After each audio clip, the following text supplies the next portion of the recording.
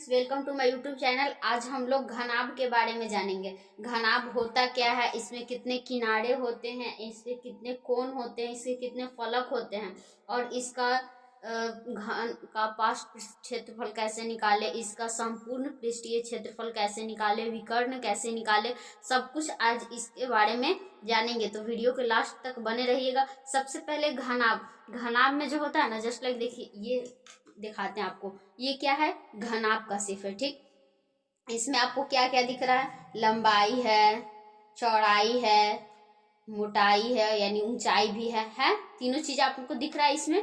तो सबसे पहले यहाँ फिगर में भी देखिए, फिगर भी जस्ट लाइक ऐसा ही है। ठीक है, तो ये जो इसका है ना, ये इसका क्या है, इसको हम लोग कहेंगे इसका किनारा। तो देखते हैं घनाभ में किनारों की संख्या कितनी होती है। ये जो होता है इसका किनारा होता है, ये है ना किनारा। एक, देखिए सबसे पहले लिखिए किनारा इसका कितना होता है, घनाभ का किनारा। तो देख लीजिए, इस फिगर में हम लोग गिनते हैं, फिर इसमें गिनेंगे। ठीक, तो एक यहाँ पे टिक कर देती हूँ, दो यहाँ से यहाँ तक, तीन, चार, ठीक है, 5, 6, 7, 8, ठीक है, 9, 10, 11 और ये हो गया 12। ठीक, यहाँ पे देखिए 1, 2, 3, 4, 5, 6, 7, 8, 9, 10, 11, 12 यानी टोटल जो किनारों की संख्या होता है वो कितना होता है, 12 होता है। ठीक, इसके बाद इसके कोनों की संख्या देखेंगे। ये इसका कोण है, देखते हैं कोण की संख्या कितना होता है। ठीक, ये कोण होता है इसका। ठीक, तो कोण की संख्या कितना होता है, 1, 2, 3, 4, 5, 6, 7, 8 यानी हमको कितना 8 कोण दिख रहा है। अब इस डब्बे में देखिए 1, 2, 3, 4 और इधर 5, 6, 7, 8। Clear clear. अब आगे हम लोग देखते हैं क्या, इसका फलन कितना होता है, यानी सतह इसको कह सकते हैं आप लोग। तो इसमें गिनिए सबसे अच्छा होगा। 1, ठीक, 2, ठीक, 3, ठीक, ये हो गया 4, ये हो गया 5 और ये हो गया 6। और कोई फलन बचा, देखिए इस पे भी लिखा हुआ है, इस पे भी, इस पे भी, इस पे भी, इस पे भी और इस पे भी, यानी टोटल जो फलन होता है वो हम लोग का 6 होता है। क्लियर। अब देखेंगे कि घन में ये जो होता है इसका लंबाई होता है। ठीक है, लंबाई को L से हम लोग डिनोट करते हैं। ये पूरा इसका क्या है, लंबाई, यानी ये इसका क्या है, लंबाई। अब देखेंगे चौड़ाई, ये क्या है इसका चौड़ाई, यानी ये वाला, ये पोर्शन इसका क्या है चौड़ाई।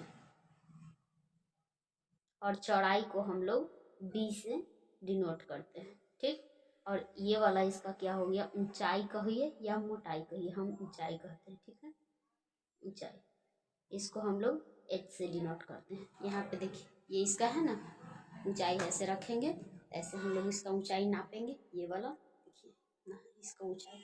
ठीक, क्लियर। आप लोग घनाभ समझ गए होंगे। अब इसका फॉर्मूला हम लोग देखेंगे कि घन का पार्श्व पृष्ठीय क्षेत्रफल निकालने का फॉर्मूला क्या होता है। अब पार्श्व पृष्ठीय क्षेत्रफल का मतलब होता है ये ऊपरी भाग का क्षेत्रफल। ठीक, ये सबका क्षेत्रफल कितना होगा, तो उसका देखिए फॉर्मूला दिखाते हैं आपको। तो यह घनाभ का जो पार्श्व पृष्ठीय क्षेत्रफल का फॉर्मूला होता है वो हम लोग होता है 2 × H और ब्रैकेट में क्या होता है L + B, यानी 2H L + B। ये होता है क्या, घनाभ का पार्श्व पृष्ठीय क्षेत्रफल।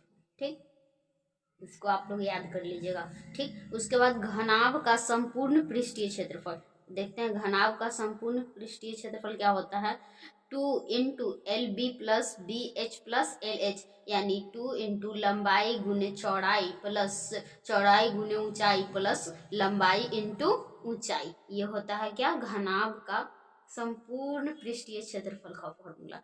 ठीक, अब घनाभ का आयतन का फॉर्मूला क्या होता है, घनाभ का आयतन यानी इसके अंदर जो है कितना हम लोग कुछ मटेरियल को डालते हैं, इसको खुल नहीं रहा है, खोल के दिखाते हैं, कितना डाल सकते हैं कितना इसके अंदर, वही हम लोग निकालेंगे, उसको आयतन कहते हैं। तो आयतन का फॉर्मूला क्या होता है, L × B × H। ठीक, ये हो गया क्या, घनाभ का आयतन का फॉर्मूला। इस सभी फॉर्मूला को आप आसानी से याद कर लीजिएगा। इसके लिए मैं एक शॉर्ट वीडियो भी बना दूंगी, ठीक। और ये क्या, घनाभ का विकर्ण। घनाभ का विकर्ण का जो फॉर्मूला होता है L into B into H होता है, लेकिन देखिए यही तीनों को मिलाकर होता है, लेकिन root under L square plus B square plus H square, इससे आप लोग घनाभ का जो है विकर्ण निकाल सकते हैं। ये फॉर्मूला क्लियर हो गया। अब हम लोग एक क्वेश्चन के थ्रू जानेंगे कि कैसे कैसे सब निकालते हैं, ठीक। वीडियो को आगे देखिए। एक क्वेश्चन आपके स्क्रीन पे आ गया है, पढ़िए इस क्वेश्चन को। एक घनाभ की लंबाई 4 सेंटीमीटर और चौड़ाई 3 सेंटीमीटर और ऊंचाई 2 सेंटीमीटर है, तो उसका पार्श्व पृष्ठीय क्षेत्रफल, संपूर्ण पृष्ठीय क्षेत्रफल और आयतन तथा विकर्ण को ज्ञात करना है। तो सबसे पहले हम लोग क्या करेंगे, एक घनाभ बनाएंगे, ठीक है। घनाभ देखिए कैसे बनाया जाता है। सबसे पहले आपको 2 आयत बनाना पड़ेगा। तो एक आयत हम लोग ने बना लिया।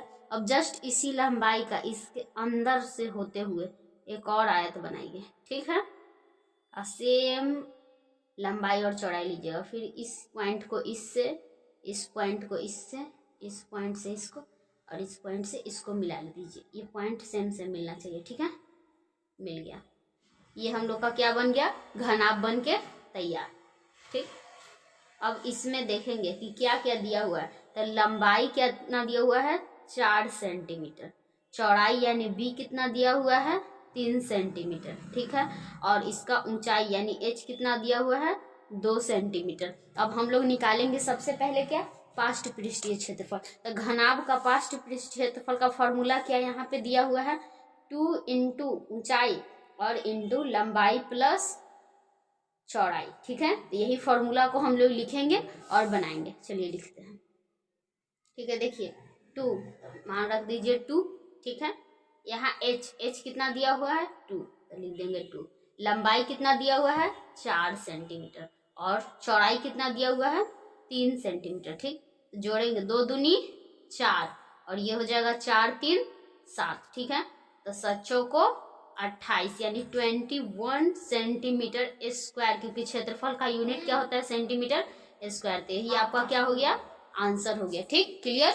अब हम लोग निकालेंगे घनाभ का संपूर्ण पृष्ठीय क्षेत्रफल। तो उसका फॉर्मूला क्या हुआ, दिया हुआ है, घनाभ का संपूर्ण पृष्ठीय क्षेत्रफल into 2 into L plus B plus H plus L H, ठीक है, दिया हुआ है। इस फॉर्मूला को यहाँ पे हम लोग क्या करेंगे, लिखेंगे, यानी 2 into L B plus B H plus L और एच, ठीक है। इतना हम लोग लिख लिए। तब हम लोग क्या करेंगे, मान भरेंगे।